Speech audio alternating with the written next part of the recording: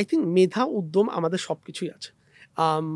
আপনি যদি এখন ইউনিভার্সিটির কোনো ছেলে মেয়েদের সাথে কাজ করেন, কথা বলেন, আমার কাছে মনে হয় দে আর ভেরি ইনথুজিয়াস্টিক, আর স্পেশালি অ্যাবাউট এআই। তারা খুবই এক্সাইটেড, তারা অনেক কাজ করতে চায়।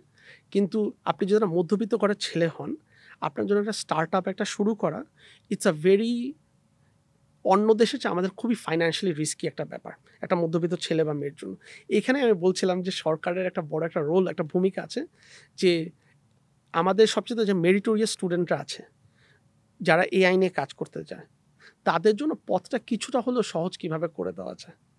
এটা আপনার এরকম হতে পারে যে একটা এআই স্টার্টআপ করতে আপনাকে একটা জিনিসের যে কম্পিউট কিনতে হয়, কম্পিউট মানে সার্ভার্স, হ্যাঁ, সার্ভারের ব্যাপার স্যাপার আছে, কিন্তু সার্ভারের জন্য আপনার ইউজুয়ালি আপনার অ্যামাজনের জিনিস কিনতে হয় বা গুগল, ওইটার জন্য আপনার ইন্টারন্যাশনাল ক্রেডিট কার্ড লাগে।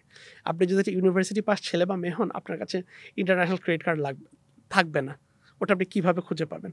সো এরকম কিছু বেসিক জিনিস আছে যেটা আমরা আই থিঙ্ক মানে সরকার চাইলেই জিনিসটাকে অনেক সহজ করে দিতে পারে।